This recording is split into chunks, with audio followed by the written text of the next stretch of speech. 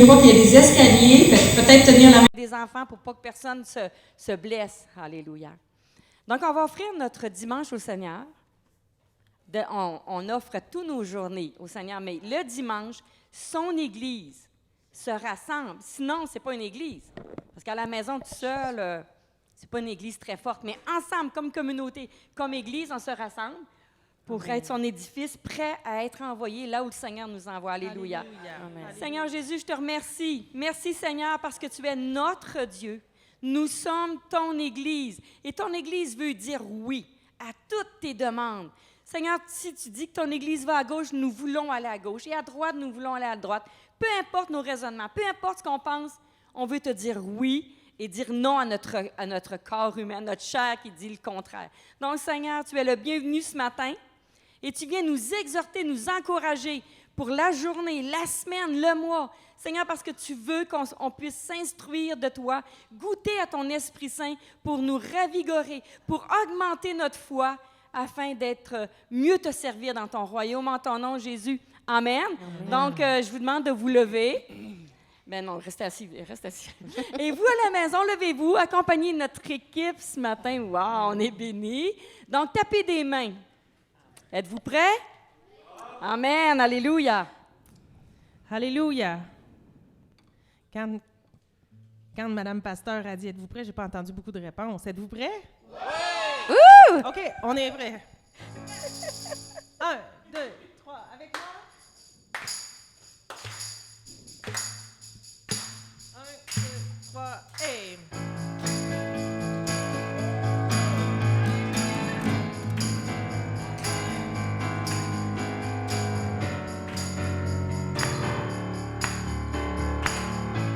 Oh, oh, oh, par amour j'ai donné ma vie, ma parole et mon esprit, ça montre bien que je t'aime. Quand tu réponds ma parole, quand tu agis pour la vie, ça montre bien que tu m'aimes. Sois patient dans les épreuves, dans la douleur, la souffrance. Quand tu tiens bon malgré tout, que je t'aime. Tu marcheras dans la gloire, tu recevras.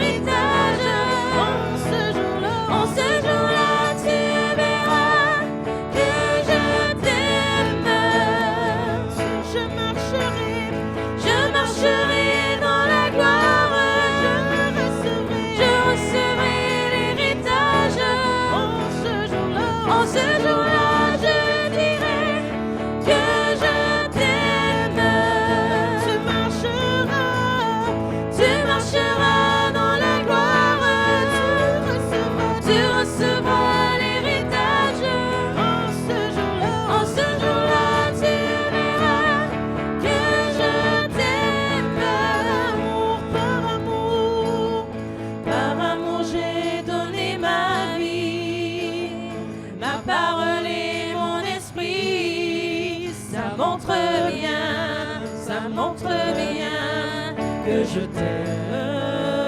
Oh, quand tu répands ma parole, quand tu agis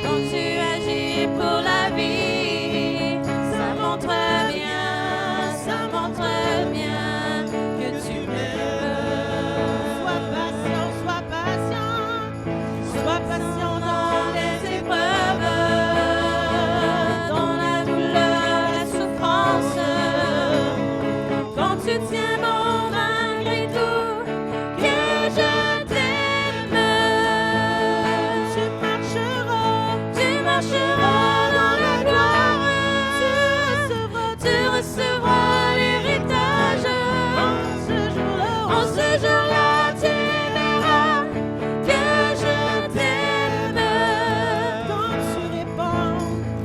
Quand tu répands ma parole, quand tu agis pour la vie, ça montre bien que tu m'aimes. Sois patient dans les épreuves, dans la douleur, la souffrance. Quand tu tiens bon malgré tout, que je t'aime. Tu marcheras dans la gloire, tu recevras l'héritage. En ce jour-là, tu verras que je t'aime. Je marcherai dans la gloire, je recevrai l'héritage. En ce jour-là, je dirai que je t'aime. Tu marcheras dans la gloire, tu recevras l'héritage. En ce jour-là, je dirai que je t'aime. Tu marcheras dans la gloire, tu recevras l'héritage. En ce jour-là, tu verras que je t'aime.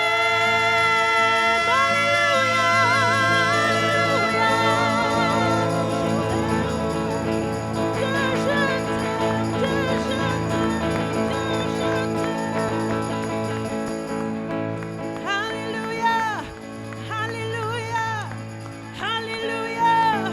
Que je t'aime, que je t'aime, que je t'aime. Alléluia, que je t'aime.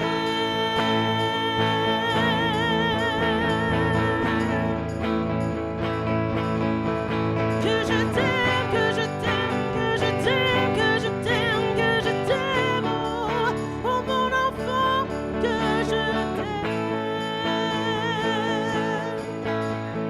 Marche dans ma gloire. Oh, alléluia, alléluia, alléluia, alléluia. Mon enfant, que je t'aime.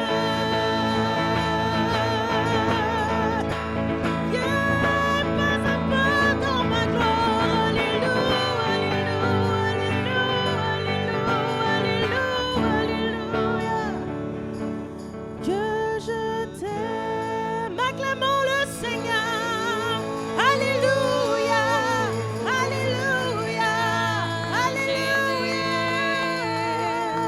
Oh, oh, oh. Alléluia.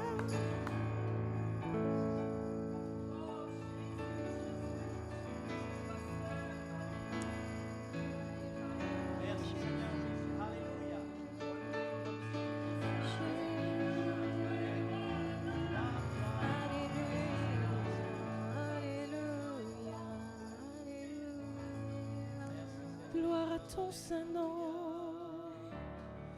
gloire à toi, mon roi, mon sauveur.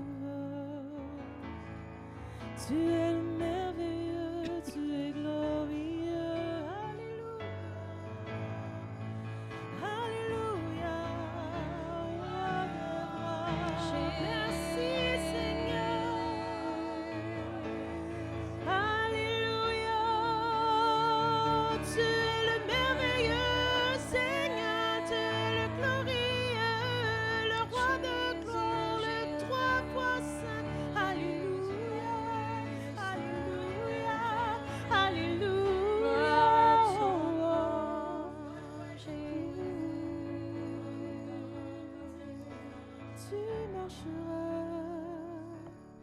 tu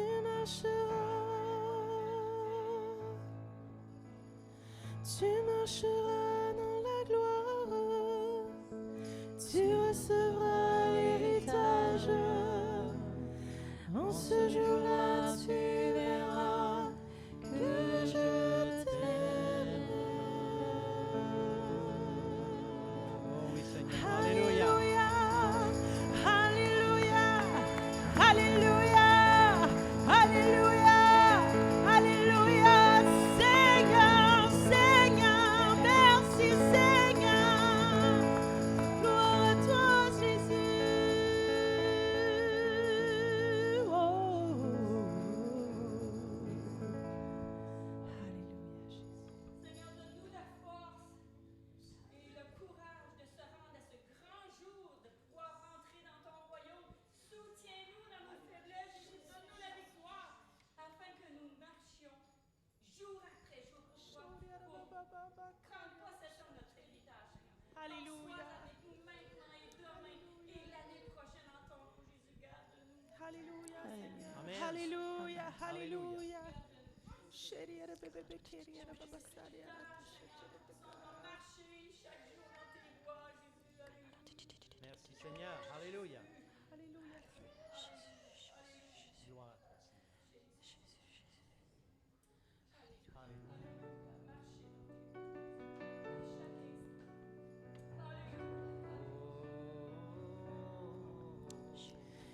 Tu es la lumière qui éclaire mon chemin.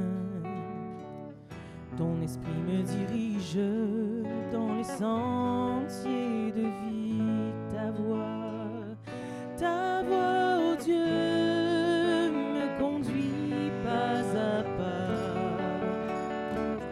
Par ta parole sainte, tu nous lègues la vérité.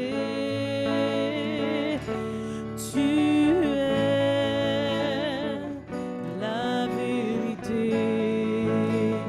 le chemin et la vie. Oh, tu es la vérité, le chemin et la vie. Tu me libères, m'affranchis du péché. Ton esprit me console, ton sang me purifie. En ton nom Jésus, l'ennemi est vaincu. Puissance, honneur et gloire à ton nom, roi des rois. Tu es la vérité, le chemin et la vie. Oh, tu es la vérité, le chemin et la vie. Mon cœur purifié, ma vie rachetée. Je ne peux que célébrer ce don merveilleux. Mon âme, Seigneur, se confie en toi. Tu es mon espérance, ma joie, ma délivrance. Oh, tu es la vérité, le chemin et la vie. Oh, tu es la vérité, le chemin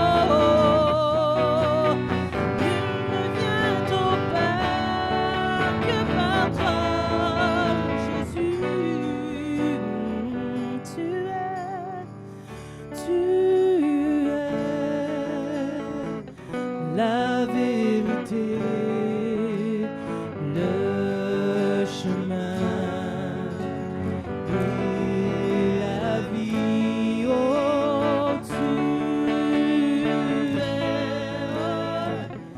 la vérité,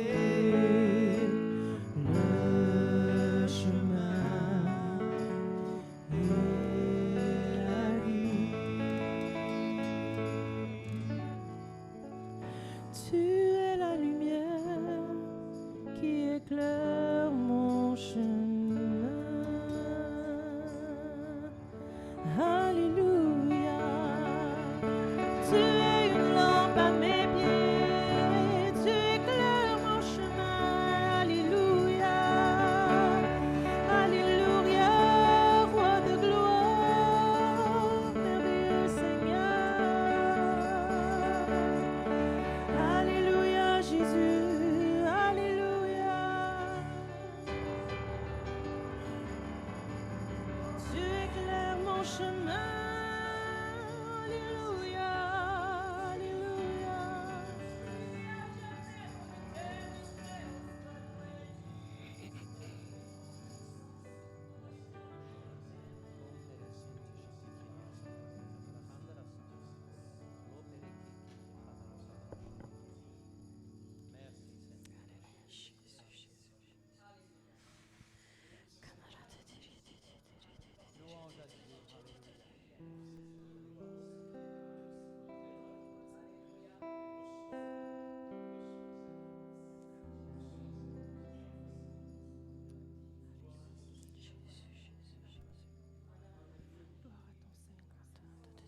Merci pour tes bontés, tes fidélités. Alléluia, Jésus. Alléluia, Jésus. Alléluia, éternel, Dieu de gloire. Alléluia, Jésus. Merci, Seigneur, pour tes bontés, ta miséricorde, ton amour, ta grandeur. Alléluia, ô roi des rois, ô roi des rois.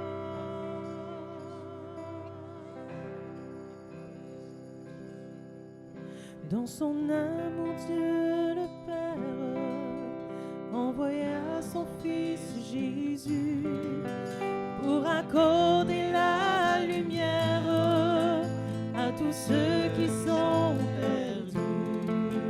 Oh, il descendit sur la terre, mais les hommes l'ont rejeté. Ils l'ont cloué au calvaire, mais Christ est ressuscité. Christ est roi.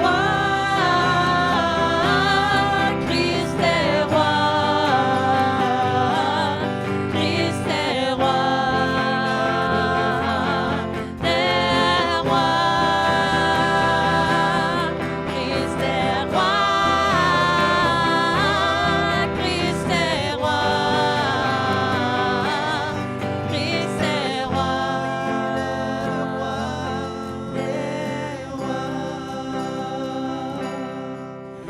Les croyants de tous les âges portent son nom sur leur cœur. Dans l'épreuve, ils gardent courage, car leur Dieu est un sauveur. Ils vont par toute la terre annoncer le Fils béni, fiers de porter leur bannière sur laquelle est écrit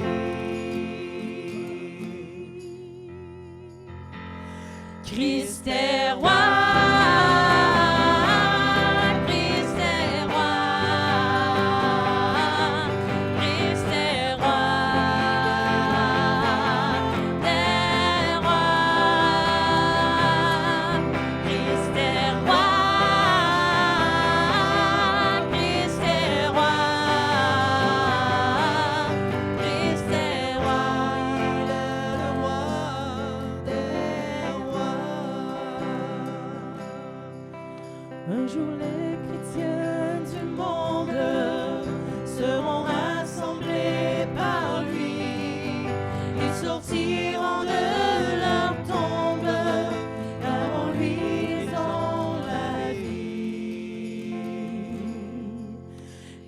formeront un royaume, la terre sera leur pays. Leur hymne sera psaume à la gloire du Messie.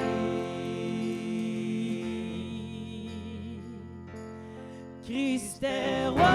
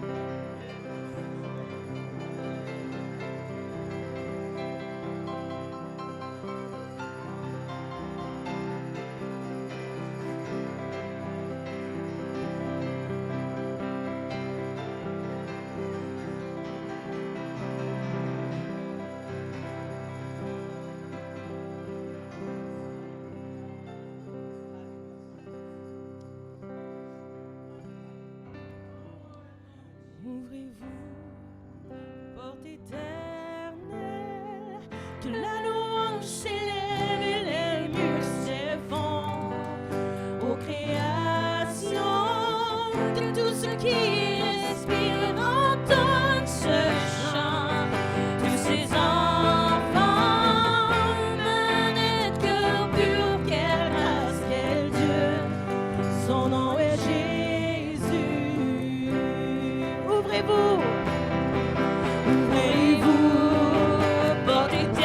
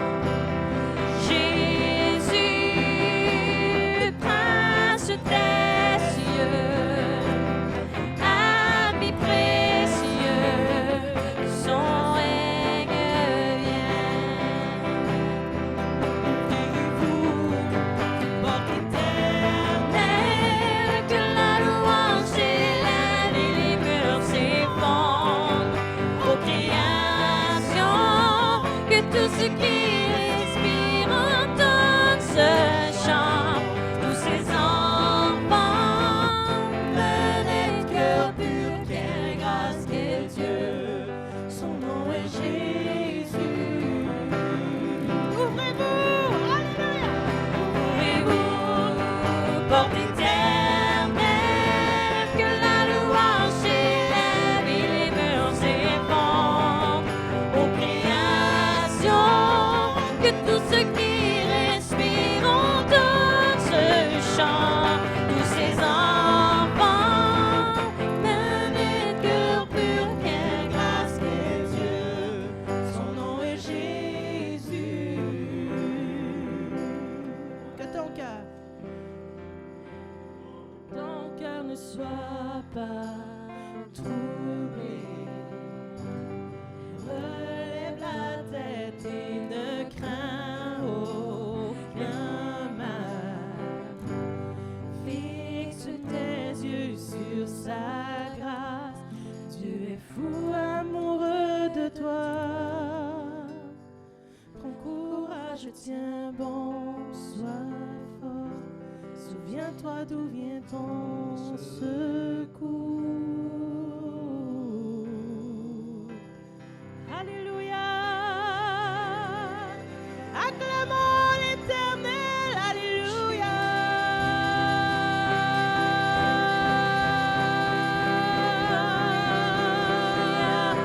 Alléluia, alléluia.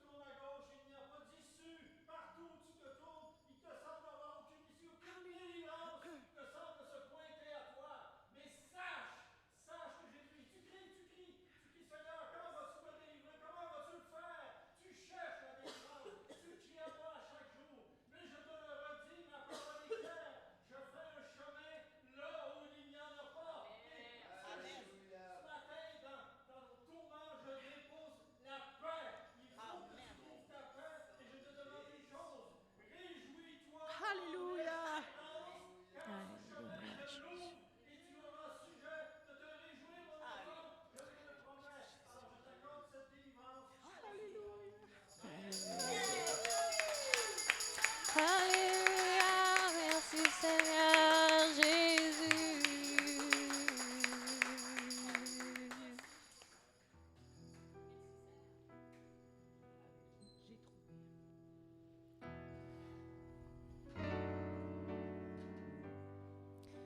L'amour incomparable,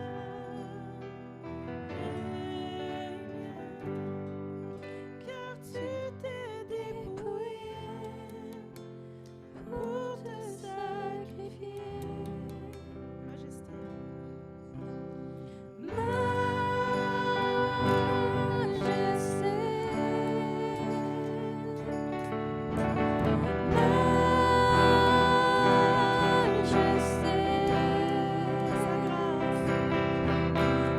Grâce m'a pris tel que je suis,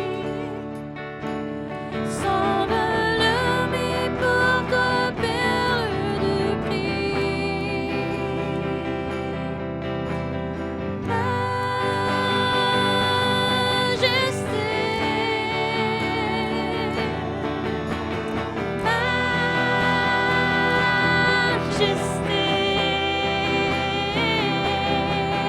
Dans son amour je suis transformée en présence de ta majesté.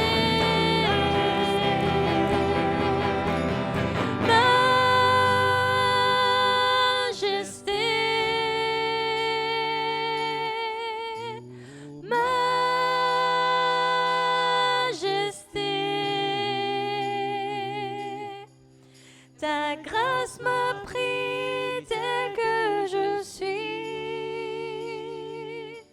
sans valeur mais pour toi perle de prix.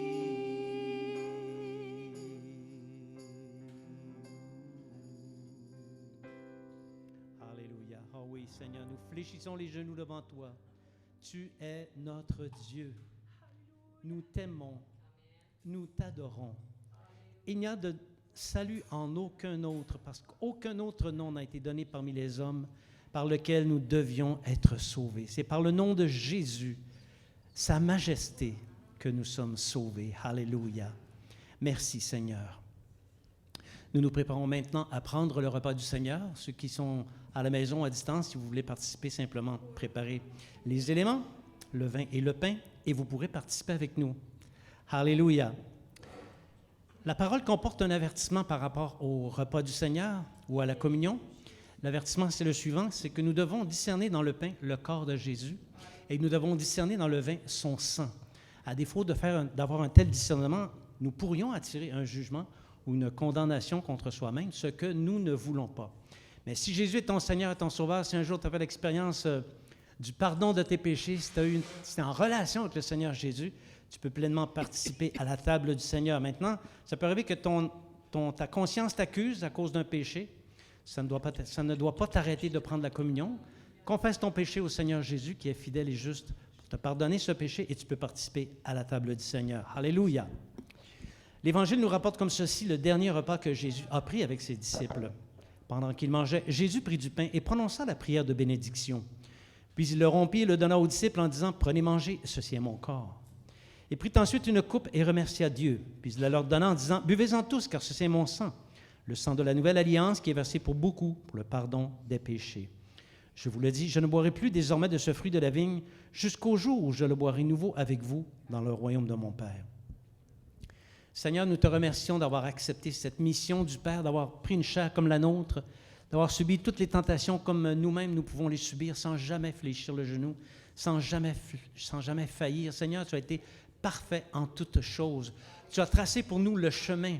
Nous n'avons qu'à imiter ta conduite, Seigneur, en étant habités par le Saint-Esprit.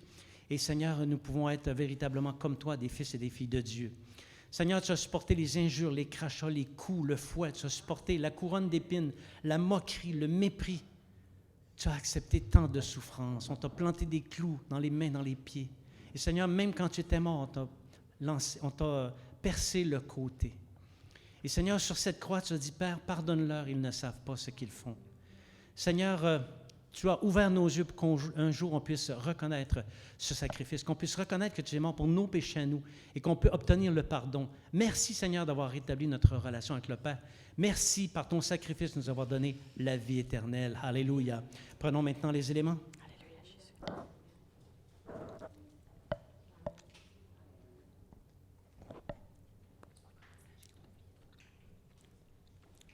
On peut reprendre ce chant.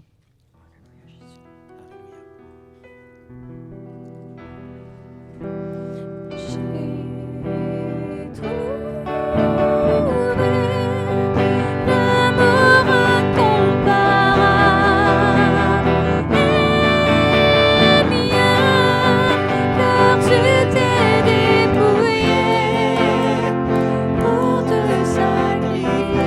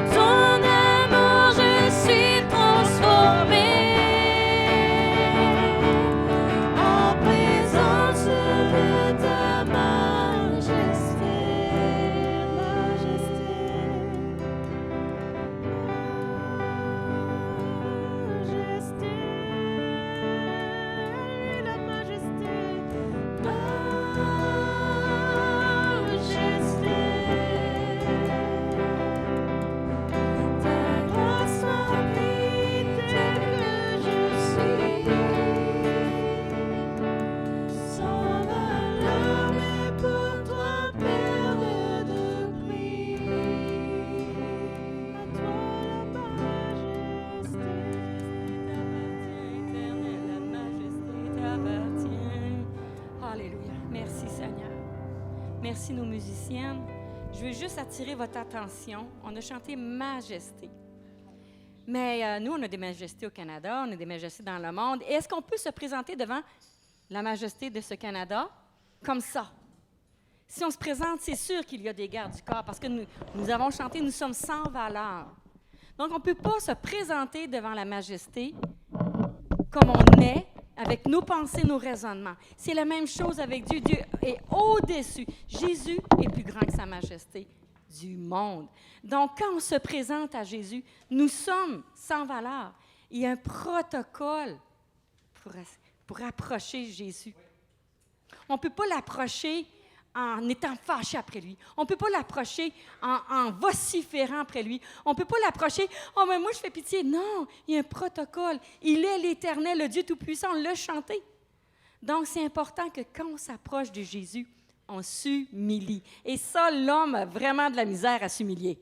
Hein, l'homme, il veut régner. L'homme, c'est « Tasse-toi, je suis là, je prends toute la place. » Non, c'est qu'on doit s'humilier.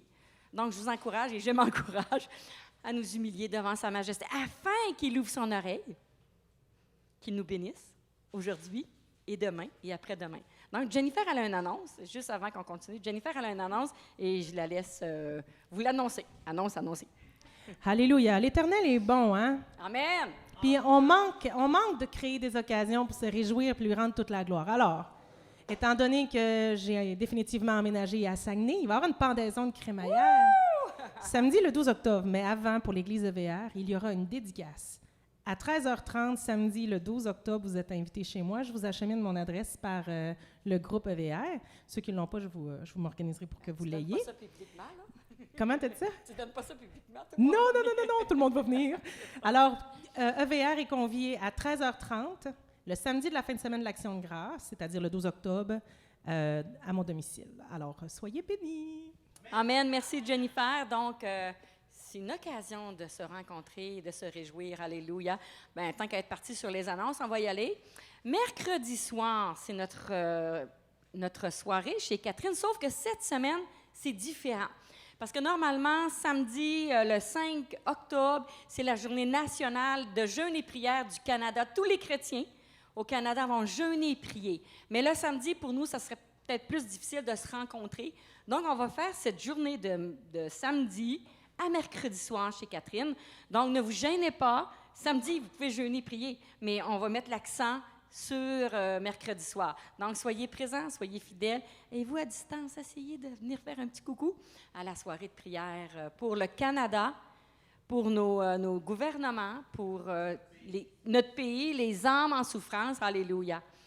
Le mercredi matin avec Eddie Zoom et le 8, la semaine prochaine, pas mardi cette semaine, mais mardi le 8, Femmes de foi chez moi à 10h et celles qui veulent partager des petites choses avant, donc à 9h30. Nous sommes en action pour soutenir l'Église Esprit et Vie du Royaume pour tous les ministères. Aujourd'hui, on va passer les offrandes, mais n'oubliez pas, c'est le dernier dimanche du mois, Provision Compassion et Opération Source débordante, parce qu'il y a des projets pour Opération Source débordante. Régent a été mis en contact avec un pays qui veut le faire venir, donc ça génère de l'argent, ça génère des dépenses et beaucoup d'énergie de la part de notre serviteur. Donc, se préparer un petit peu à l'avance pour ça. Et puis, je pense que... OK. Bien, c'est ça, je l'ai fait l'annonce pour les ministères. Hey, les anniversaires! Oui, il ne faut pas oublier les anniversaires. Cette semaine, le 1er octobre, c'est l'anniversaire de Priscille Maltais et Mathieu Blais, 2 ans de mariage. Wouh! Félicitations! Ils sont encore en lune de miel, hein? Ça paraît énormément. Et on veut vous dire, à vous qui êtes en ligne, joyeux anniversaire de la part de l'Église Esprit et Vie du Royaume. Soyez bénis. Soyez bénis cette journée-là, mais toutes les autres journées de la semaine aussi. Alléluia. Fait que je vais prier pour les dîmes et les offrandes. Seigneur, à toi appartient l'or et l'argent. C'est à toi que ça appartient. Trop souvent, on a notre main sur le portefeuille, Seigneur, mais ça ne devrait pas. Tu devrais nous couper la main parce que c'est toi qui donnes. Seigneur, si tu n'étais pas là, on n'aurait absolument rien. Donc, Seigneur, on veut te donner le premier. ce qui t'appartient. Toi, tu nous donnes 100 %. C'est quoi de te donner 10 % Seigneur? C'est quoi de te donner des dîmes, des offrandes? Ça nous fait tellement plaisir. Et toi, tu multiplies. Parce qu'on est obéissant, tu multiplies au-delà. On ne le voit pas. Et on ne donne pas pour la multiplication. On donne parce qu'on est fidèle. Et la fidélité commence par les dîmes et offrandes. Seigneur, tu mets ta main. Tu mets ta main, Seigneur, sur tous ceux qui reçoivent. Tu mets ta main à Saguenay, Seigneur. Nous prions pour Saguenay. Et nous avons la foi que Saguenay va s'humilier devant ta face et t'accepter comme Seigneur et Sauveur. En ton nom, Jésus. Amen. Merci, Seigneur. Donc, je pense que j'ai fait le tour et je vais inviter Régent. En attendant, dites à quelqu'un, vous m'avez manqué. Vous, à la maison, vous me manquez énormément. Pour ceux qui étaient absents la semaine passée, vous me manquez. Et pour celle qui prend l'avion en ce moment, tu me manques déjà, Germaine. Bisous, bye-bye.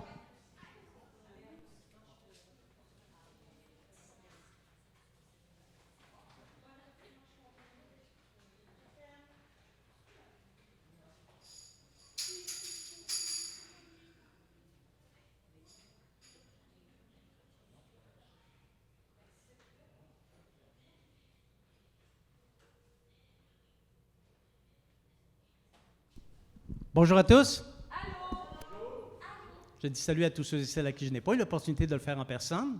Bonjour à tous ceux qui nous regardent à distance ou même en différé. Plusieurs personnes nous regardent en différé. On ne les connaît pas, mais on ose croire que l'onction qui se dessine ici dans l'Assemblée se communique à vous et que l'Esprit de grâce vous communique sa pensée. C'est vraiment très important. Alléluia. Nous participons à cette initiative de jeûne et prière parce que nous croyons que c'est fondé. C'est vraiment fondé, ce n'est pas un luxe du tout, une fois par année, de consacrer du temps pour la prière et le jeûne, pour notre pays qui s'en va à la... Vous l'avez compris, hein? Il faut que je fasse attention à ce que je dis. Parce que tout ce que je dis est enregistré, peut-être retenu comme contre moi. Donc, c'est important de prier pour que les valeurs fondatrices de notre pays reviennent et qu'on puisse recommencer à en faire la promotion, mais surtout s'appuyer dessus pour empêcher que la nature se tourne contre nous. Parce que les pays de l'Occident se révoltent contre Dieu et la nature même se révolte contre les pays de l'Occident. J'ai déjà prêché là-dessus, vous connaissez ma pensée. Alléluia. Nous avons commencé la semaine dernière une série de messages sur le dernier discours de Jésus. La semaine passée, on avait parlé, vous vous en souvenez, de Jésus qui est le chemin, la vérité et la vie. C'est à quelle référence, ça, exactement? C'est où on trouve ça? Toi, tu connais toutes les réponses. Laisse les autres répondre un peu. Jean 14, 6. Donc, et Jésus, il est le chemin de quoi? Le chemin du Père. On avait parlé également que Jésus est le véritable Fils de Dieu. Et c'est faux de dire que Jésus n'a pas affirmé sa divinité lorsqu'il était sur la terre. Il a affirmé sa divinité. Alléluia. Ce matin, nous continuons avec le titre « Les Calinours ». Ah non! Excusez-moi, j'étais perturbé par les images. Le Consolateur. Le Consolateur, vous savez qui est le Consolateur? Une autre, certaines versions l'appellent le Défenseur. Mais dans un cas comme dans l'autre, c'est la même chose. Juste avant d'entrer dans le message à proprement parler, nous allons demander au Seigneur de nous conduire. Amen. Seigneur, quel privilège d'être assis ici pour te célébrer, pour t'adorer, pour t'offrir nos actions de grâce, notre reconnaissance, pour te dire que nous sommes heureux d'être avec toi. Seigneur, aujourd'hui, nous te demandons de bénir cette parole que nous allons entendre. Enlève tout obstacle qu'il peut y avoir pour nous empêcher d'entendre cette parole. Viens dans nos cœurs, Seigneur, et puis inscris cette parole sur les tablettes de nos cœurs afin que nous sortions d'ici transformés et un peu plus semblables à toi. Nous le demandons au nom de Jésus. Amen. Le monde dans lequel nous vivons est entièrement mobilisé par les choses de la chair, les choses humaines, la convoitise. On dit de l'Occident qu'il est matérialiste. Et le matérialisme, on en parlait hier, ça fait la guerre à l'esprit. Ce n'est plus très à la mode aujourd'hui en Occident de parler de spiritualité, alors que de toute évidence, l'homme est un être spirituel. Il est fondamentalement spirituel parce que l'homme est la seule créature en qui Dieu a créé aussi un esprit. On dit un grand mot en théologie, l'homme est un être trichotomique en 3 dimensions, corps, âme et esprit, alors que les animaux sont dichotomiques, ils ont 2 dimensions, c'est-à-dire ils ont un corps et une âme au sens où ils ont un caractère. Chaque chien est différent d'un autre chien, donc c'est dans ce sens-là. Alors, ce n'est plus très à la mode. Or, l'esprit qui est au-dedans de l'homme, c'est précisément ce qui le fait s'interroger sur les choses de Dieu. Il n'y a pas un enfant, même dans les pays athées, qui ne s'interroge pas sur les questions existentielles. Il n'y a pas un homme qui ne s'interroge pas sur les questions existentielles. Bien sûr, il y en a beaucoup qui balaient ça d'un revers de la main, mais néanmoins, l'esprit qui est au-dedans d'eux, à un moment donné ou à un autre, est intervenu pour essayer de les convaincre qu'ils ne viennent pas du hasard, qu'ils ne sont pas le produit du néant. Blaise Pascal parlait de toutes les questions existentielles, ça a pour effet de répondre à un vide qu'il y a dans le cœur. Et Blaise Pascal disait, il y a dans le cœur de l'homme, de chaque homme, un vide en forme de Dieu, et nul autre que lui ne peut le combler. Moi, depuis que je suis dans le Seigneur, depuis que j'ai découvert le Seigneur, mon âme est entièrement comblée. Il n'y a plus de vide dans mon cœur. Il y a des élans, bien sûr, des élans qui me mobilisent pour le royaume de Dieu. Donc, quand on devient chrétien, notre esprit s'ouvre à tout ce qui concerne Dieu, et je ne sais pas si vous êtes comme moi, mais on devient avide de vérité. On a nagé toute notre vie dans l'erreur, et là, on apprend qu'il y a une vérité, une vraie vérité, enfin, une vraie vérité. Et on est avide de savoir tout ce qui concerne. Je me souviens, un jour, j'ai parrainé un couple, et le mari, c'était un ingénieur très intelligent, qui était aussi un homme d'affaires, et puis nous le parrainions, il venait chez nous 2 fois par semaine. C'est ça, c'est à cette époque-là où on a pris 2 ans d'âge de plus en quelques mois. Et puis il me disait, Régent, j'ai tellement hâte d'avoir une connaissance comme la tienne. Respire par le nez. Vas-y par étapes, ça va venir, inquiète-toi pas. On est avide de connaître tout ce qui concerne Dieu. Or, il n'est pas possible pour un chrétien, après sa nouvelle naissance, de se développer par lui-même. C'est pas possible. De se mettre par lui-même à accomplir les volontés de Dieu. Il peut en faire un peu, mais il ne peut pas accomplir pleinement les volontés de Dieu. Parce que sa propre chair se constitue un obstacle par rapport à Dieu. Tout disciple de Jésus a besoin de l'aide de Dieu pour avancer dans sa foi. Il ne peut pas être seul. Pour croire les Écritures, pour surmonter les épreuves, et dis-toi bien une chose, si tu acceptes le Seigneur Jésus, les épreuves, tu vas en avoir, ça c'est certain. Tu as besoin de l'aide de Dieu pour affronter pour comprendre les mystères de Dieu, parce que des choses sont très, très mystérieuses. Dieu ne fonctionne pas comme la logique des hommes. Tu as besoin de l'aide de Dieu pour persévérer dans la foi jusqu'à la fin, jusqu'au dernier battement de ton cœur. Et à cet effet, le Seigneur a fait une promesse à ses disciples afin justement d'être équipés pour persévérer. Il a dit dans Jean, le chapitre 14, on est dans le discours, on a dit il y avait 3 chapitres qui comportent 3 chapitres et demi qui parlaient des discours du Seigneur. Donc, Jean, le chapitre 14, versets 15 à 18. « Si vous m'aimez, gardez mes commandements, et moi, je prierai le Père, et il vous donnera un autre consolateur, afin qu'il demeure éternellement avec vous, l'Esprit de vérité que le monde ne peut recevoir, parce qu'il ne le voit point et ne le connaît point. Mais vous le connaissez, car il demeure avec vous et il sera en vous. Je ne vous laisserai pas orphelin, je viendrai à vous. » Merci Seigneur pour cette belle promesse. À ceux qui aiment Jésus, est fait la promesse qu'ils recevront un autre consolateur ce consolateur-là aussi a la nature divine. Ce consolateur, il est Dieu. Alors nous allons recevoir le consolateur et celui qui va nous l'envoyer, c'est nul autre que le Seigneur Jésus. Alors, voilà qui résume tout. Aimer Dieu et garder ses commandements procure la garantie que nous recevrons le Saint-Esprit. Amen. Parfois, dans le milieu évangélique, il y a des incantations. Ça ressemble un peu à des incantations pour que la personne reçoive le baptême du Saint-Esprit. Non, il s'agit simplement d'aimer le Seigneur Jésus, d'obéir à sa parole, de mettre sa foi en lui, et le Consolateur va venir. C'est une garantie. Et cette garantie nous procure que nous allons recevoir aussi les œuvres qu'il veut faire en nous. Comment le Saint-Esprit agit-il en nous?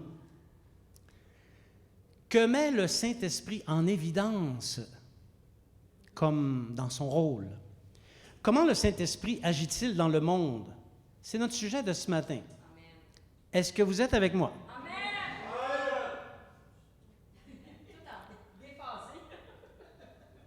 Ça tombe bien, je suis sourd d'une oreille et je n'entends pas de l'autre, alors. Le Saint-Esprit enseigne les disciples. Merci Seigneur pour cette vérité. Dans le passage que nous venons de lire, il y avait une indication importante sur le don de l'effusion du Saint-Esprit. Ça, c'est quelque chose qu'on ne peut pas nier, ça existe, OK? Jésus a dit qu'avant que le Saint-Esprit vienne, il disait à ses disciples, le Saint-Esprit demeure avec vous. Mais il a dit, lorsque le Consolateur va être envoyé, il va être en eux. Donc, il ne sera plus auprès d'eux, il va être en eux. C'est toute une différence. J'expliquais aux gens qui n'avaient pas encore reçu le baptême du Saint-Esprit la nuance suivante. Le Saint-Esprit, c'est comme de l'eau. Mais il y a une différence entre prendre à 30 degrés à l'extérieur, il y a une différence entre prendre un verre d'eau froide et plonger dans une piscine. Bon, toute analogie a ses limites, mais c'est un peu comme ça. Avant que le Saint-Esprit vienne en nous, il est auprès de nous. Sinon, on ne pourrait pas parvenir à la foi. Il est auprès de nous. Et lorsqu'on met notre foi en Jésus et qu'on reçoit le Saint-Esprit, après, il est en nous. Et ça, c'est une expérience distincte. Et nous, les pentecôtistes, on en fait la promotion. On appelle ça le baptême dans le Saint-Esprit. Donc, c'est important que tout croyant reçoive, dans un premier temps, reçoive le Seigneur Jésus, ça fait se baptiser dans l'eau, et qu'il reçoive aussi le baptême du Saint-Esprit. C'est quelque chose, c'est une expérience qui est extrêmement importante. C'est une distinction qu'on établit auprès versus être au-dedans. Et on doit la connaître parce qu'il y a beaucoup de chrétiens qui nient l'existence du baptême du Saint-Esprit. Il n'y a que dans les milieux charismatiques, pentecôtistes ou charismatiques, où on fait la promotion de cette expérience. Et soit dit en passant, il n'y a pas que chez les pentecôtistes où on retrouve ça, parce que dans toute l'histoire de l'Église, on retrouve des gens qui étaient baptisés du Saint-Esprit, qui nous ont fait part de leur expérience après le baptême du Saint-Esprit. Donc, d'une façon générale, le Saint-Esprit demeure avec ceux qui croient, mais ça ne veut pas dire qu'ils soient baptisés du Saint-Esprit. Or, la volonté de Jésus est bien de baptiser ses disciples du Saint-Esprit. Et quand le disciple reçoit le baptême du Saint-Esprit, alors le Saint-Esprit est en lui, mais pas avant. Je sais que ça peut faire débat, ça peut se discuter, on peut avoir des discussions là-dessus, mais c'est ça la doctrine du Saint-Esprit. La première grande mission du Saint-Esprit, merci Seigneur pour cette mission, c'est celle d'enseigner les disciples de Jésus. Quelqu'un peut penser que je connais un certain nombre de choses intéressantes dans la foi, mais si ce n'était du Saint-Esprit, je ne saurais rien. Je serais encore autant ignorant que je l'étais avant d'accepter le Seigneur. Jean 14, 26 nous explique comment ça se passe. Mais le Consolateur, l'Esprit Saint, que le Père enverra en mon nom, vous enseignera toutes choses et vous rappellera tout ce que je vous ai dit. Amen. Et ça, bien-aimé, c'est une belle promesse. Tu sais, tu es en train de témoigner à quelqu'un. Tu ne l'as pas appris par cœur, la Bible. Mais parce que tu témoignes, parce que tu es dans l'œuvre du Seigneur, le Saint-Esprit va faire monter en toi les paroles que tu as lues, que tu as entendues, et tu vas pouvoir la citer, même si tu ne l'as pas appris par cœur. C'est ça l'œuvre du Saint-Esprit. Il nous enseigne toutes choses, et même, il nous enseigne des choses que le Seigneur n'a pas eu le temps, du temps qu'il était sur la terre, de nous enseigner. Il faut faire attention.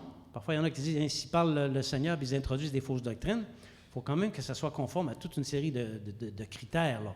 Le Saint-Esprit ne va pas dire une chose et son contraire. OK? Alors, dès les premiers jours de la Pentecôte, les disciples nouvellement baptisés du Saint-Esprit se mirent à enseigner sous l'inspiration du Saint-Esprit et ils nous ont enseigné tout un tas de choses que le Seigneur n'avait pas encore eu le temps d'enseigner. C'est ce qu'on appelle l'enseignement des apôtres. Est-ce que c'est terminé?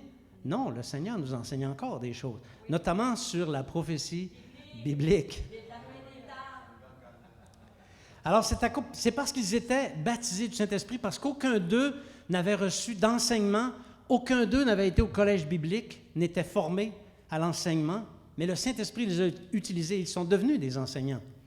C'est le Saint-Esprit en eux qui a pris cette charge. Là, j'entends quelqu'un dire, ben oui, c'est pour ça, moi, je suis chrétien, ça fait 3 ans. Ça fait 3 ans que je lis ma Bible, je suis devenu un king. Je n'ai pas besoin d'aller au collège biblique. Je peux me permettre maintenant d'aller évangéliser. Je peux me permettre... Wow. T'as encore des croûtes à manger, OK? Beaucoup de croûtes à manger, notamment pour apprendre les choses qui relèvent de la saine tradition de l'Église, de comprendre la tradition, parce que tu n'es pas né juif, et tout ce qu'on retrouve dans la Bible a une composante qui relève du judaïsme. Alors, si tu ne connais pas ces choses-là, tu vas te mettre à témoigner, puis tu vas peut-être l'air plus d'une nouille qu'autre chose. Mets-toi à enseigner, OK?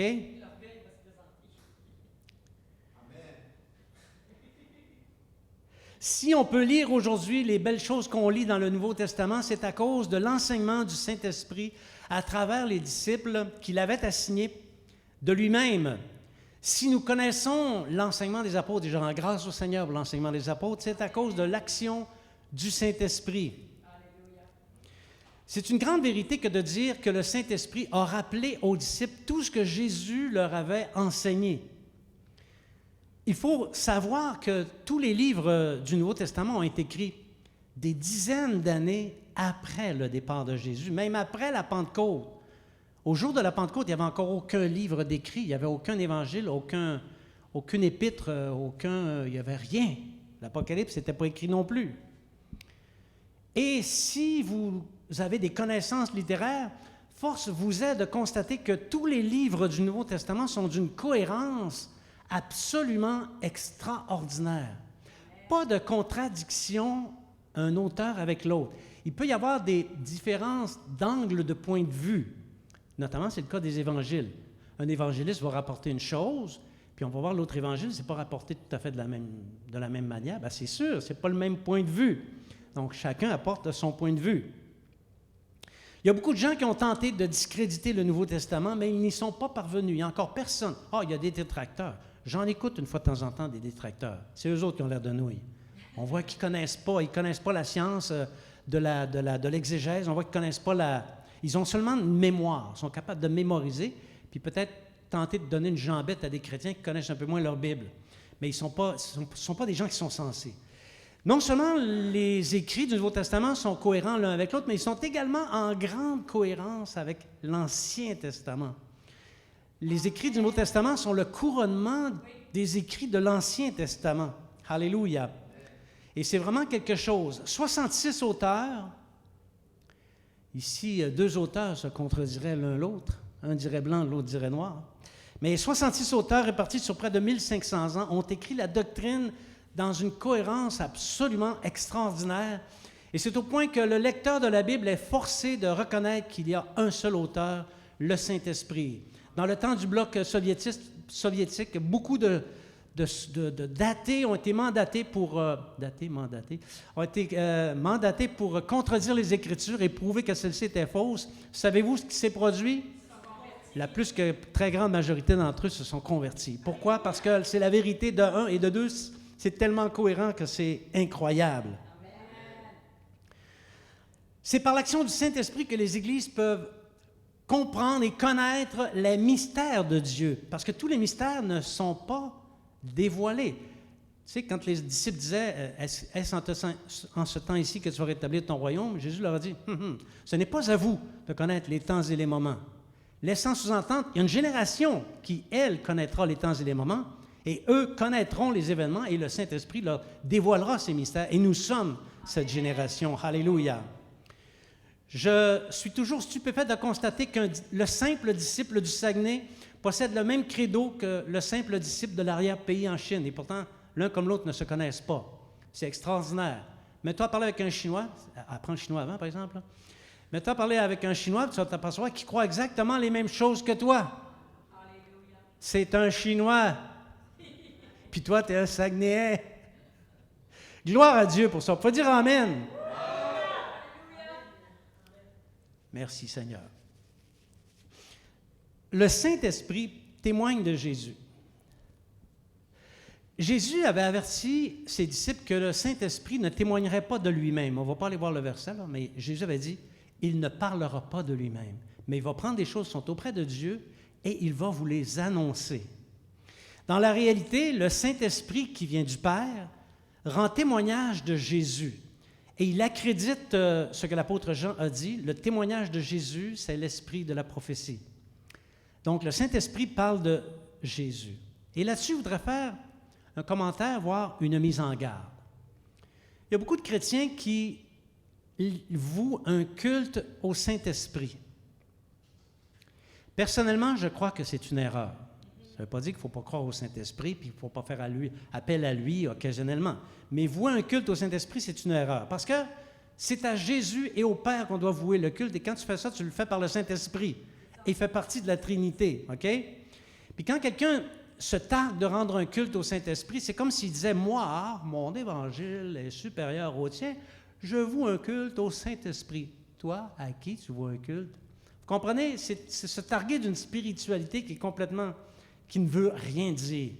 Prie le Père au nom du Seigneur Jésus, sous l'inspiration du Saint-Esprit. C'est comme ça que ça se passe dans la vie chrétienne. Alléluia. Prenons garde. Le Saint-Esprit témoigne de Jésus et notre culte doit être tourné vers le Seigneur Jésus parce que c'est par son témoignage qu'on peut être sauvé par le Saint-Esprit, par l'action du Saint-Esprit. Jésus a dit dans Jean 15, versets 26 à 27, « Quand sera venu le Consolateur que je vous enverrai de la part du Père, l'Esprit de vérité qui vient du Père, il rendra témoignage de moi, et vous aussi, vous rendrez témoignage parce que vous êtes avec moi dès le commencement. » Alors, que fait le Saint-Esprit? Il rend témoignage de Jésus. Que fait le Saint-Esprit? Il rend témoignage de Jésus. Alléluia. Tout en stimulant en nous la consolation. Le Saint-Esprit fait la promotion du témoignage de Jésus. Et quel est ce témoignage? Jésus accomplit toute prophétie, et toute prophétie annonce la justice de Dieu pour le salut du monde et aussi pour la perdition des incrédules. Parce que c'est la parole de Jésus qui va gagner les uns et qui va perdre les autres. Voilà le témoignage du Saint-Esprit. Donc, lorsqu'on parle du Seigneur entre nous, annonçons la justice de Jésus. Quand on se rencontre le mercredi, je pense qu'on annonce la justice de Jésus. Quand on se rencontre autour d'une table dans un repas fraternel, je crois que nous devons annoncer la justice de Jésus. C'est pas mal plus édifiant que parler de la politique actuelle. Quand nous côtoyons les gens autour de nous, efforçons-nous d'annoncer la justice. Jésus peut te sauver. Et que dit la justice de Dieu? Elle dit de se repentir de nos péchés et progresser vers la sainteté. Donc, quand tu témoignes, il faut que, en prenant la personne là où elle est, tu l'amènes à réaliser qu'elle est perdue, qu'elle a besoin d'être pardonnée de ses péchés et qu'il n'y a que Jésus qui peut accomplir cette chose-là. Il n'y a que Jésus qui peut pardonner les péchés. Et ensuite, si la personne met sa foi en Jésus, elle doit progresser dans la sainteté. Ça, c'est la justice de Dieu. Ce n'est pas la justice de Dieu que de dire « Accepte le Seigneur Jésus et tu seras béni ». Autant Jean le Baptiste que le Seigneur Jésus disait « Repentez-vous de cette génération perverse et corrompue. Repentez-vous. Celui qui se repentira pourra adhérer au royaume, participer au royaume. » Alléluia. Savez-vous une chose, je l'ai déjà dit, je le répète parce que c'est une vérité. Il y a plein de gens dans l'Église, il y a plein de gens dans les églises qui ont accepté le Seigneur Jésus, mais qui ne se sont jamais repentis. Saviez-vous ça? Bon, je vous le dis. Ils sont perdus. C'est ce que dit la justice de Dieu. Il n'y a pas deux justices de Dieu. Il n'y a pas un Dieu rigoureux qu'on doit craindre et progresser dans la sainteté et un Dieu, alléluia, il est bon. Calino, c'est ça. Il est grand temps qu'on cesse de dire aux gens, accepte le Seigneur, mais qu'on leur dise plutôt de se repentir de leurs péchés afin que Dieu leur fasse la grâce du salut éternel. Et c'est ça la vérité. Naturellement, il y a toutes les techniques d'approche, tu sais, tu approches quelqu'un progressivement, Tu t'approches de lui, puis tu l'emmènes vers la justice de Dieu. Tu sais, tu n'arrives pas à côté de quelqu'un la première fois. « Hey, t'es perdu, tu t'en vas en enfer, si tu ne te convertis pas, si tu n'acceptes pas le Seigneur Jésus. Si tu acceptes le Seigneur Jésus, tout va bien aller dans ta vie, tout va s'arranger. Alléluia. » Tu l'acceptes-tu? Non. Je n'ai jamais vu quelqu'un se repentir comme ça, là. Tu sais, jamais. On ne peut témoigner du Seigneur Jésus sans parler de la nécessité de changer radicalement d'attitude envers Dieu. Alors, quand tu parles de Jésus et de l'Évangile, quand tu mentionnes les mystères du royaume, quand tu présentes la vérité sur Jésus et son œuvre, quand tu fais ça, tu parles sous l'action du Saint-Esprit. Il y en a qui se demandent, moi, est-ce que je suis utilisé par le Seigneur? Chaque fois que tu parles du Seigneur, tu parles sous l'action du Saint-Esprit. Et en faisant ça, tu promeus le témoignage de Jésus, tu annonces la justice de Dieu, et ce faisant, Jésus t'appellera au jour où ça sera ton heure, il t'appellera témoin fidèle, entre bons et fidèles serviteurs.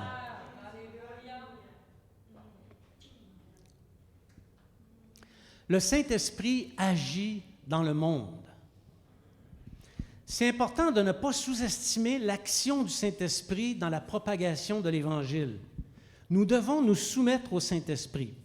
Je disais à quelqu'un, l'Église, c'est le rassemblement des croyants, OK, sous le commandement du Saint-Esprit.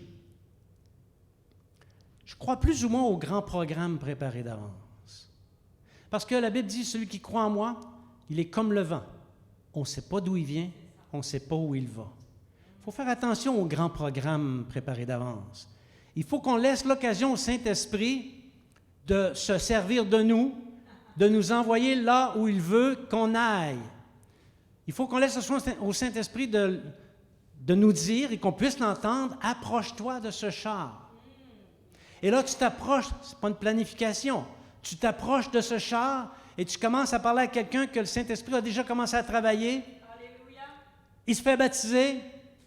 Et puis, une fois que tout ça s'est terminé, le Saint-Esprit te prend et t'envoie à 100 km au-delà du lieu où tu étais.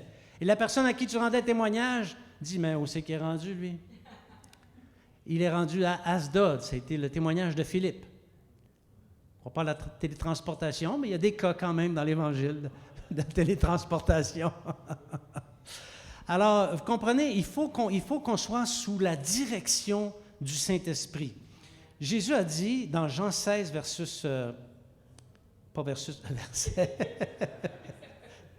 Jean 16, versets 7 à 14. Cependant, je vous dis la vérité. Il vous est avantageux que je m'en aille, car si je ne m'en vais pas, le Consolateur ne viendra pas vers vous. Mais si je m'en vais, je vous l'enverrai. Et quand il sera venu, il convaincra le monde en ce qui concerne le péché, la justice et le jugement. Quand le Consolateur sera venu, l'Esprit de vérité, il vous conduira dans toute la vérité, car il ne parlera pas de lui-même, mais il dira tout ce qu'il aura entendu, et il vous annoncera les choses à venir. Il me glorifiera, parce qu'il prendra de ce qui est à moi et vous l'annoncera. Amen. Oui. Amen. Et ça, c'est beau. Ça, c'est beau. Si tu es un disciple né de nouveau puis que tu marches dans la droiture, que tu progresses dans la sainteté, sois certain d'une chose. Le Saint-Esprit prend de ce qui est auprès de Jésus et il te l'enseigne. Amen. Alléluia. Et dans la communion fraternelle, tu peux dire à tes frères, à tes sœurs, voici ce que j'ai reçu. Et là, tes frères et tes sœurs entendent ça et ils disent, Alléluia, gloire à Dieu. Merci Seigneur pour l'enseignement que le Saint-Esprit nous donne. Oui. Merci Seigneur, Alléluia. Le Saint-Esprit est donné par le Père aussi afin de nous consoler dans les détresses que nous attire notre foi en Jésus. Je crois personnellement que sans le Saint-Esprit, il est impossible de demeurer dans le Seigneur. Dans mes plus grandes détresses, lorsque j'avais des remises en cause, c'est le Saint-Esprit qui m'a remis sur pied. Amen. C'est l'action et le travail du Saint-Esprit qui est le consolateur. Et le Saint-Esprit agit en 3 volets dans le monde. Le premier, il convainc. Souvent, tu parles à quelqu'un, puis le Saint-Esprit a déjà commencé à faire un travail. Tu entres dans le travail du Saint-Esprit. Il convainc les gens en s'adressant à l'esprit humain qui est au-dedans d'eux, et ça leur permet d'envisager les choses de Dieu. Le Saint-Esprit convainc sur 3 choses les plus importantes de la Bible, les 3 choses qui nous sont enseignées d'un couvert à l'autre de la Bible. Premièrement, il convainc de péché. La plus grande séduction du diable, c'est de faire croire au monde qu'il n'y a plus de péché. On entend ça, hein? Il n'y a plus de péché. Bien, quand je lis les journaux, je me dis, d'après moi, tu ne sais pas lire. Les hommes ont tendance à éteindre les appels de la conscience qui leur dit qu'ils commettent des péchés. Le premier mécanisme par lequel Dieu interfère avec l'homme, c'est par le mécanisme de la conscience dans lequel tous les traits de l'esprit se trouvent, OK? Et le Saint-Esprit utilise ce mécanisme-là pour convaincre que ce que tu fais, ce n'est pas juste devant Dieu. Et quand ils entendent, les gens du monde, quand ils entendent le témoignage du Saint-Esprit, après avoir été préalablement préparés, alors le Saint-Esprit peut pointer dans leur cœur le fait qu'ils sont absolument pécheurs, parce que le Saint-Esprit convainc de péché. Oui. Ensuite, le Saint-Esprit peut convaincre de la nécessité d'obtenir la justice. Oui, parce qu'une fois que tu as pris conscience que tu es pécheur, puis que tu es perdu, bien là, tu as besoin d'autre chose. De qu'est-ce que tu as besoin? Tu as besoin de justice. Tu as besoin d'être justifié. Alors, il faut absolument que leurs offenses soient réparées. Ils ne peuvent pas les réparer eux-mêmes. Ils ne peuvent pas, nous dit Ésaïe, obtenir le rachat de leur esprit, de leur âme. Alors, c'est le prix du sacrifice de Jésus qui opère ce rachat, qui opère la justice de Dieu. Jésus seul peut obtenir leur pardon et faire justice pour eux devant le Père. Et si Jésus pardonne leurs péchés, ils ont pris conscience qu'ils étaient pécheurs, et que Jésus a pardonné tous leurs péchés, ils savent maintenant que leur relation avec Dieu est rétablie. Alléluia. Il n'y a aucune autre façon d'être sauvé. Et pour comprendre ça, ce n'est pas par le biais d'un chroniqueur du Journal de Québec qu'on va y parvenir. Pour comprendre ça, on a besoin du Saint-Esprit. Alléluia. Enfin, le Saint-Esprit convainc le monde de jugement. C'est-à-dire que quiconque ne reçoit pas ou refuse l'offre de salut de Dieu par Jésus-Christ est condamné. Si tu refuses le salut de Dieu, la conséquence est le jugement, tu es perdu. Alors, ce sont les 3 choses vers lesquelles convergent toutes les Écritures. Et seul le Saint-Esprit peut convaincre le monde de ça. Alors, quand tu parles du Seigneur Jésus, prends conscience de l'action du Saint-Esprit dans le cœur de la personne qui est devant toi, à qui tu es en train de parler, et puis entre dans le travail que le Saint-Esprit a déjà commencé. Et si tu fais ça, tu vas entendre le Saint-Esprit qui va dire, non, ça, touche pas à ça. Ça, vas-y. Ça, c'est de ça qu'il faut que tu parles. Lâche-le pas tant et aussi longtemps que tu n'as pas parlé de ça. Parce que c'est ça qui va te convaincre de péché et éventuellement de justice et de jugement. Le Saint-Esprit conduit dans la vérité. Pilate avait dit à Jésus, qu'est-ce que la vérité? C'est une parole de Pilate qui m'a toujours laissé perplexe. Ça parle du grand cynisme qui habitait ce roi. Mais la vérité, elle existe. Et le Saint-Esprit nous conduit dans la vérité. Le Saint-Esprit dit ce qu'il entend de Jésus. Il prend ce qui appartient au Seigneur et il nous le donne. Vous savez, je dis beaucoup de choses sur la prophétie biblique, mais c'est parce que j'ai cherché d'un cœur sincère, comme celui d'un... Non, comme celui d'un enfant, comme celui d'un enfant, c'est ça.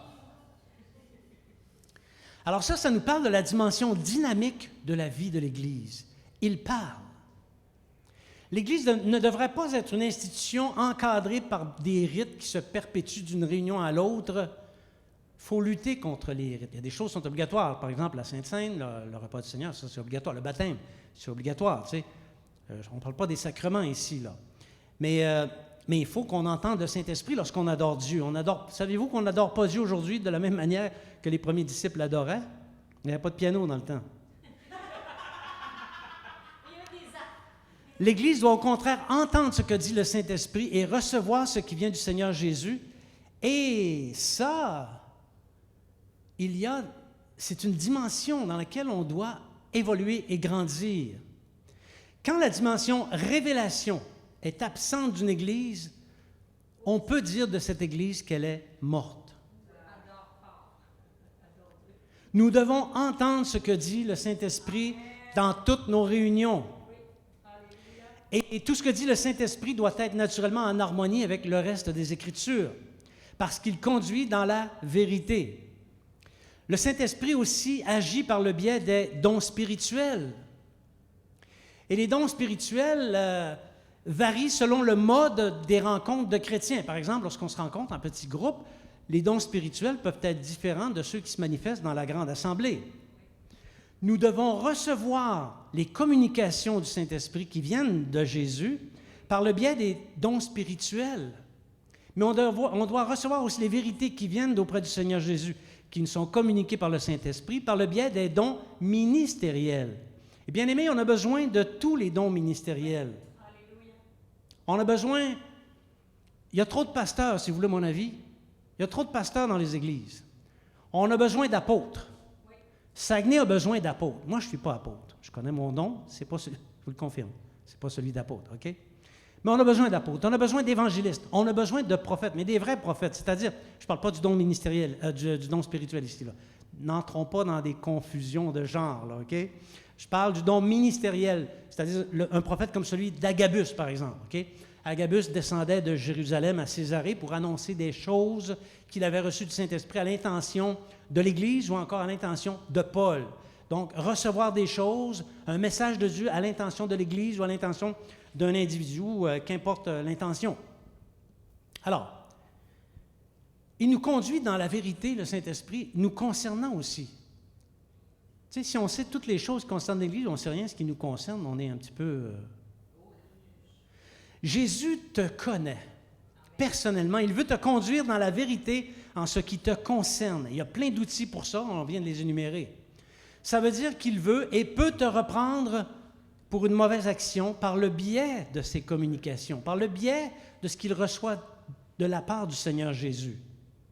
Tout comme il peut et veut t'encourager quand tu fais des choses qui sont, et même te féliciter quand tu fais des choses qui sont extraordinaires, qui sont selon le cœur de Dieu. Lorsqu'on est revenu de l'Afrique l'an passé, on a eu ce sentiment que le Seigneur était content du travail qu'on avait fait là-bas. On l'a ressenti. On a eu une paix, et cette paix-là est demeurée. Alléluia. Donc, il faut entendre ce que Saint-Esprit. Parfois, Saint-Esprit nous parle à nous, mais on transpose ça sur le dos de quelqu'un d'autre. On prend les félicitations, mais les réprimandes, on les met sur le dos d'un autre. Soyons attentifs au message que le Saint-Esprit adresse à nos cœurs. Le Saint-Esprit annonce le futur, et ça, c'est un point très important. Les révélations du Saint-Esprit concernant la prophétie biblique des temps à venir est unique au sein des Écritures. Il n'y a aucune autre religion. Il y a le judaïsme et le christianisme. Il n'y a aucun... Bon, il y a quelqu'un qui va me dire, oui, mais on retrouve des affaires de la Bible dans le Coran. Ben, c'est un indu, le Coran. C'est pas le vrai. Il faut aller... faut aller dans le vrai fondement pour connaître la vérité, OK? Les Saintes Écritures sont le propre du christianisme et du judaïsme. Il n'y a aucune autre religion qu'un processus similaire. Il annonce les choses à venir et le processus est assez simple. Il suffit de lire les prophéties et de croire ce qu'elles disent. Amen. Et le tour est joué. T'as-tu compris? Tant mieux. T'as pas compris? Laisse le Saint-Esprit. Au moment opportun, il va te le faire comprendre. La vaste majorité des chrétiens ne comprennent pas vraiment la prophétie biblique parce qu'ils adhèrent à des systèmes d'interprétation qui sont complètement dépassés. Et souvent, les systèmes d'interprétation, je les ai étudiés, les systèmes d'interprétation, ils sont tous fondés sur l'incrédulité. Un répond à l'autre, l'autre répond à l'un, et puis ils se tirent des canons comme ça, et ce faisant, ils mettent de côté ce qui est le plus important, la révélation du Saint-Esprit.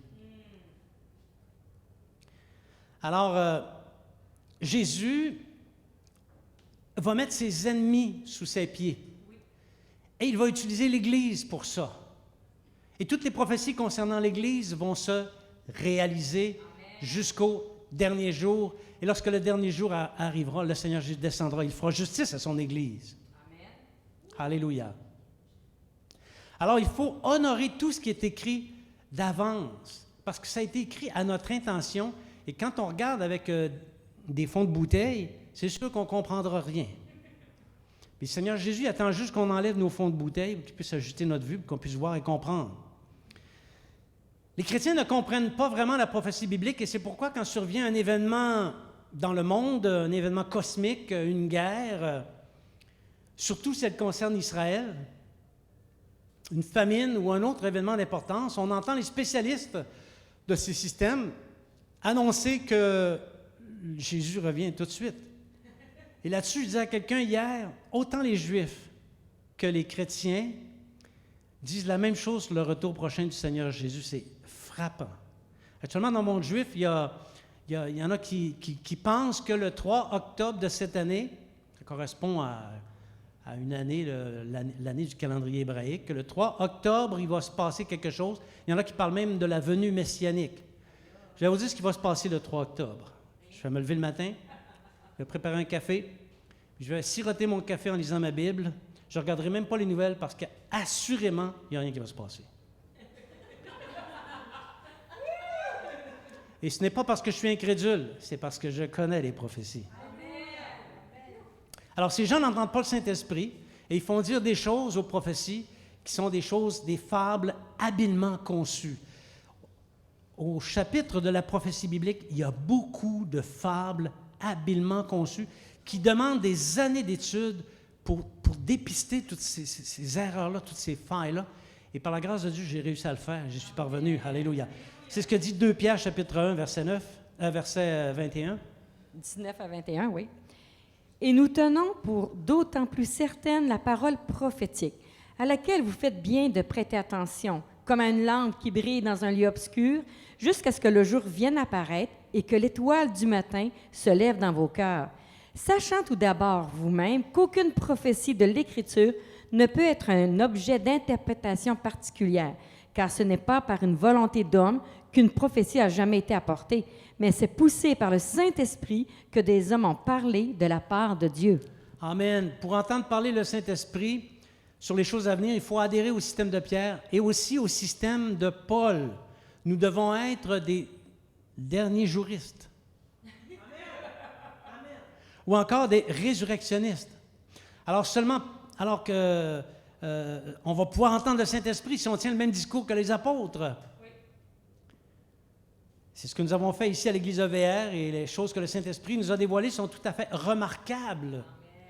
J'ai envoyé cette semaine à un organisme chrétien qui fait des médias certains éléments de mes travaux. Il a été stupéfait. Le média a été stupéfait de ce qu'il a lu. Et peut-être, si Dieu le veut, si vous priez assez fort, peut-être qu'on aura une collaboration éventuellement avec ce média. Mais on a encore beaucoup de choses à apprendre sur les choses à venir. Et on a encore besoin du Saint-Esprit pour les découvrir.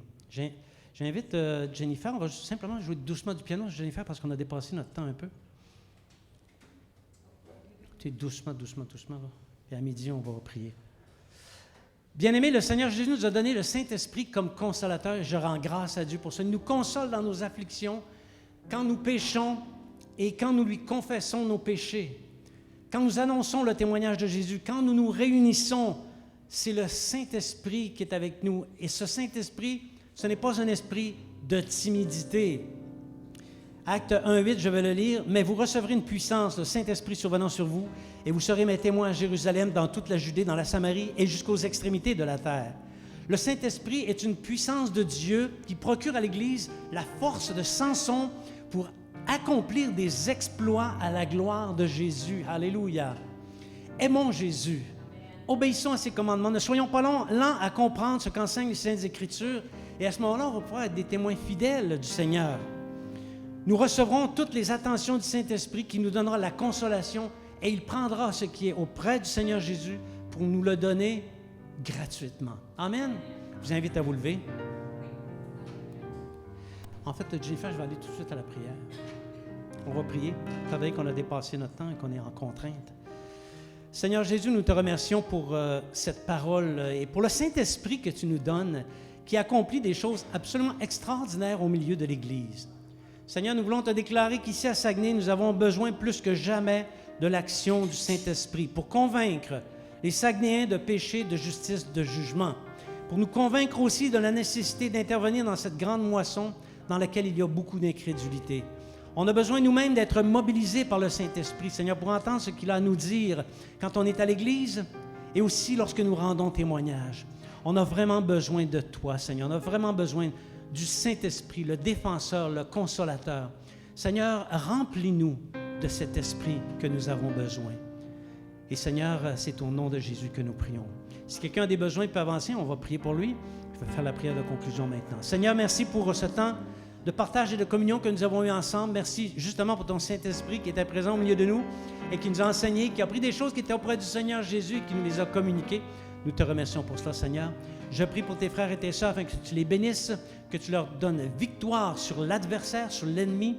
Donne à tes frères et tes sœurs de marcher sur la tête du serpent, Seigneur, sur toute la puissance de l'ennemi et puisse, au courant de la semaine qui vient, chacun être utilisé à faire les œuvres qu'il y a à faire dans ton royaume. Nous le demandons au nom de Jésus. Amen. Bien-aimés, merci d'avoir été présents ce matin. N'oubliez pas de parler, de communiquer par le Saint-Esprit avec quelqu'un cette semaine de la bonne nouvelle du Seigneur Jésus. Soyez présents dans les réunions de l'Église, notamment mercredi. Et d'ici à ce qu'on se revoie, que le Seigneur fasse luire sa face sur vous abondamment. Amen.